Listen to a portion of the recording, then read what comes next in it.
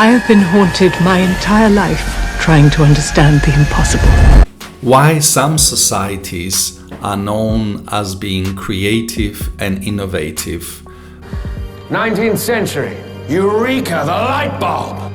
20th century, the automobile, television, nuclear weapons, spacecraft, internet. The internet is amazing. 21st century, biotech, nanotech, fusion and fission and M theory.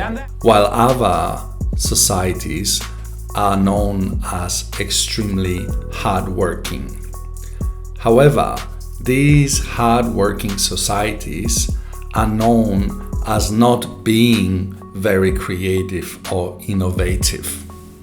China is excellent at replicating, and if there is a successful business they want to be part of, they make their own version replicating everything they can, from the biggest to the smallest details. KFD and KFG. Ah, ni hao. The simple answer is that Europeans are closer to the middle level of vigilance, which gives them freedom for creativity, while at the same time they have enough vigilance to be attentive at work and be well organized.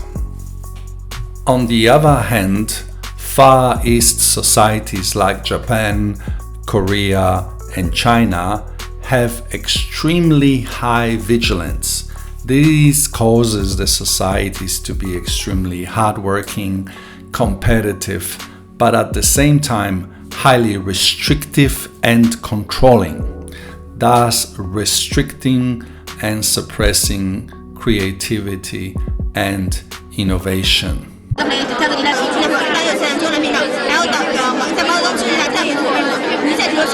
Just finished dinner. Now it's around 6:30. We're heading back to class for one more night class and two more self-study sessions.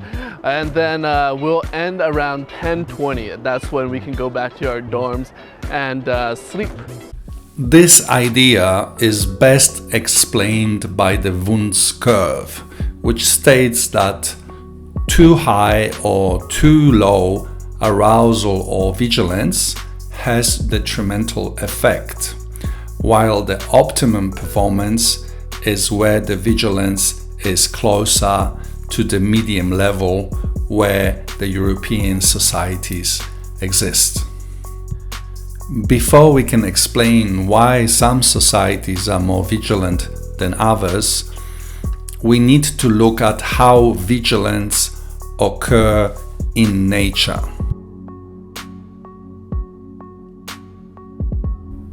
Millions of years ago, vigilance has evolved so that an animal can identify and react to danger.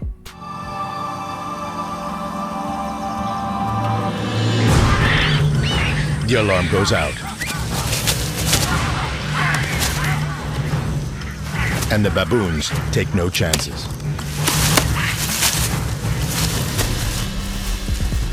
Vigilance has also evolved to help the animal identify and react to opportunities.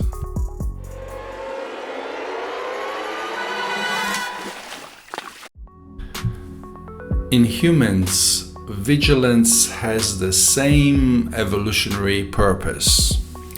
In historical times, it served the purpose to avoid danger from a predator or from an invader.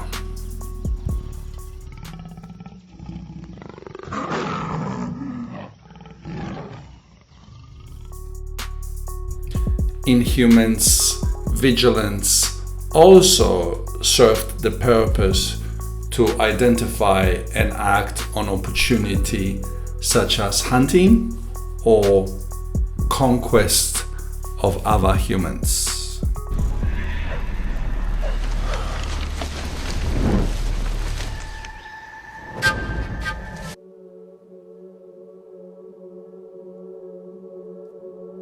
An interesting question that arises is, why are some societies highly vigilant while other societies are complacent or are not vigilant. The answer to this question is that vigilant societies speak languages which have many alarm sounds in them.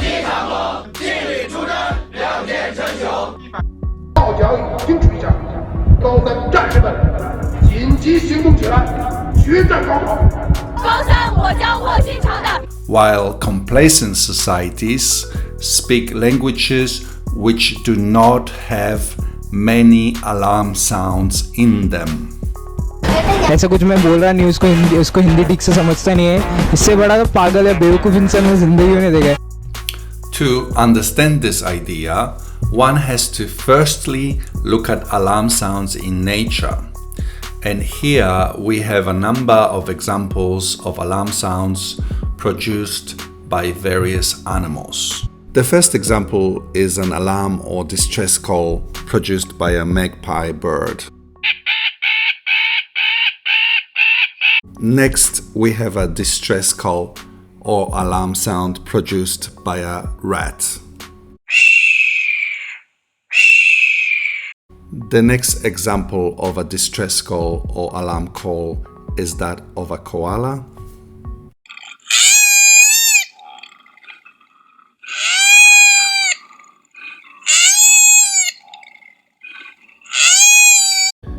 And the final example is that of a cottontail rabbit.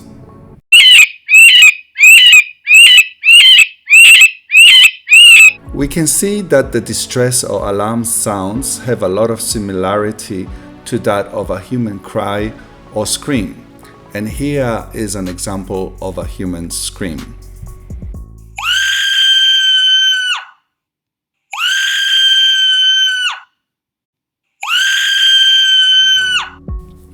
When listening to or when producing distress or alarm calls, we become somewhat distressed or alarmed ourselves.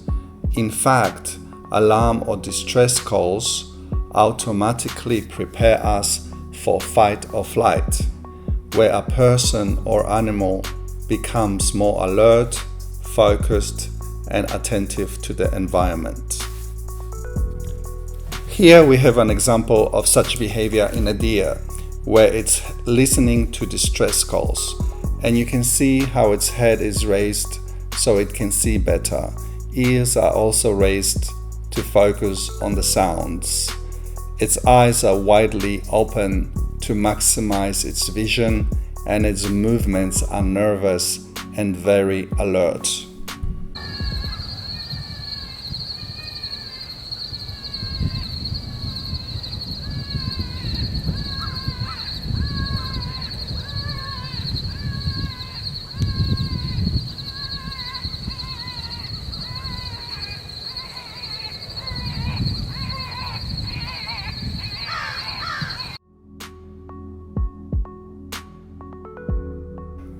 So normal alarm or distress calls sound like ah, ee, ow, I, a, an.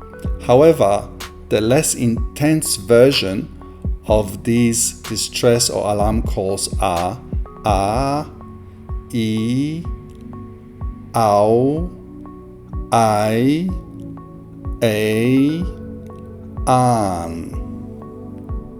And these are the types of alarm sounds that can occur in languages.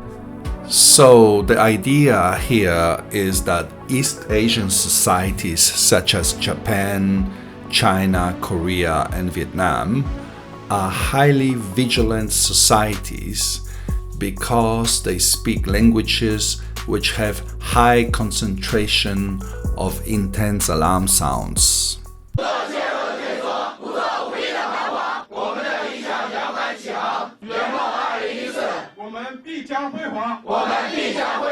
Piao, piao, piao.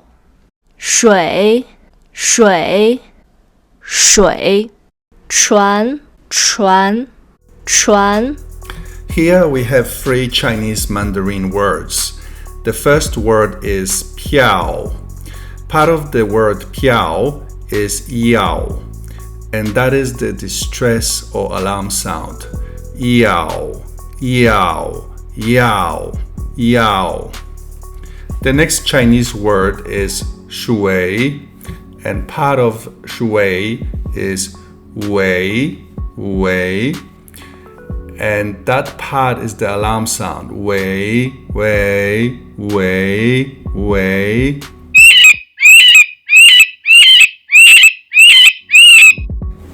The final word from Chinese Mandarin is chuan. Part of the word chuan is wan, and it is that part which is the distress or alarm sound. Wan, wan, wan, wan. European societies, especially societies which speak Germanic languages, such as for instance UK, Germany, Sweden and Holland, have moderate to high vigilance, as they speak languages which contain significant amount of alarm sounds, although more moderate when in comparison to the Asiatic tonal or pitch languages. War, poverty, cruelty, unnecessary violence. I understand human emotions, although I do not feel them myself. So let's look at some examples of English words where there are this type of alarm sounds. Why?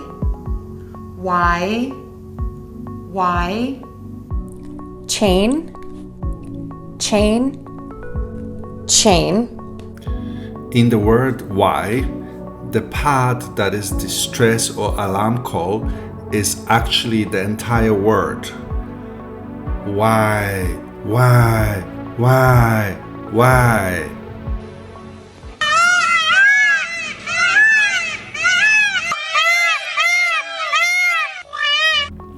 Part of the word chain is ain, and that part is the distress or alarm call.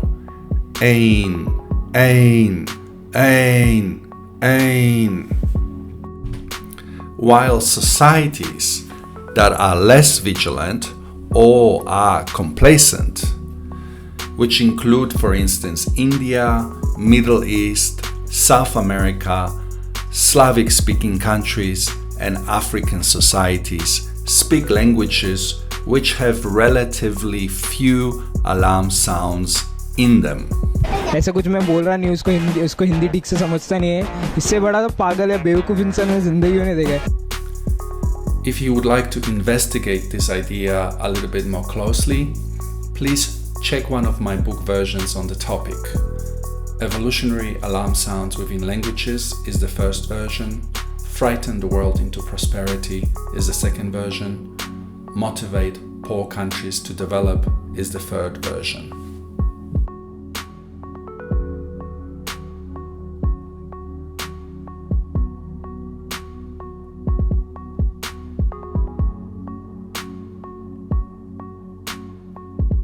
I'm not listening to you. You're crazy.